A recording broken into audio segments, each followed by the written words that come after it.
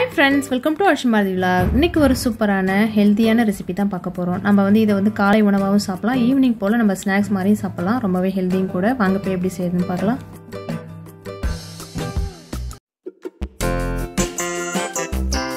இந்த ரெசிபி செய்யறதுக்கு நான் ஒரு 1/4 கிலோ போல வெள்ளை சோளம் எடுத்துர்க்கேன். வெள்ளை சோளம் பாத்தீங்கன்னா ரொம்பவே உடம்புக்கு நல்லது. நம்ம டெய்லியும் எடுத்துக்கலாம், வாரத்துல ஒரு நாளாவது எடுத்துக்கலாம். இப்போ இந்த சோளத்தை ஒரு 8 மணி நேரம் போல நல்லா ஊற வச்சுக்கலாம். நல்லா பாத்தீங்கன்னா ஒரு நீங்க காலையில செய்றீங்கன்னா நைட்டே ஊற வச்சுக்கலாம், இல்லனா நைட் செய்ய போறீங்கன்னா காலையில ஊற வச்சுக்கலாம். இப்போ ஒரு 8 மணி நேரம் போல நல்லா ஊறிடுச்சு. இத நல்லா வடிகட்டிக்கலாம். நல்லா சோளத்துல பாத்தீங்கன்னா இந்த மாதிரி தண்ணியே இல்லாம இருக்கணும். இப்போ ஒரு மிக்ஸி ஜார்ல சேர்த்துக்கலாம்.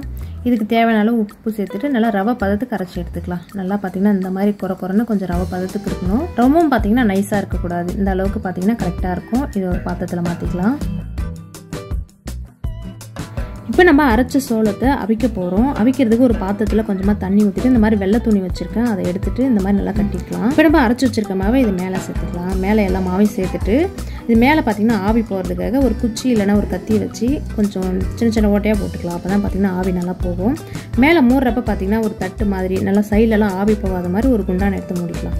மாவு நல்லா ஒரு 10 நிமிஷம் போல நல்லா வெந்துடுச்சு. மாவு கையில எடுத்து பாத்தீங்கன்னா நல்லா கையில இப்படி ஒட்டி வரும். அந்த மாதிரி இருந்தாலும் நல்லா வெந்துடுச்சுன்னு அர்த்தம். இப்போ இதை எடுத்துக்கலாம். மாவு பாத்தீங்கன்னா நல்லா வெந்துடுச்சு. இப்போ இதை ஒரு தட்டுல கொட்டி நல்லா ஆற வச்சுக்கலாம்.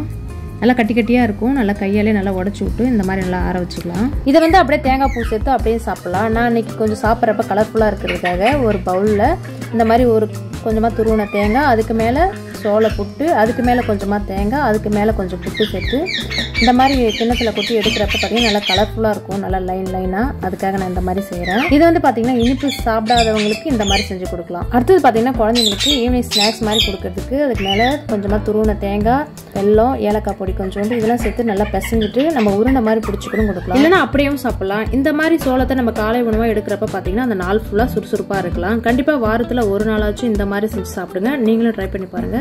இப்பதான் என்னோட சேனலை ஃபர்ஸ்ட் டைம் பாக்குறேன், மறக்காம சப்ஸ்கிரைப் பண்ணிக்கோங்க.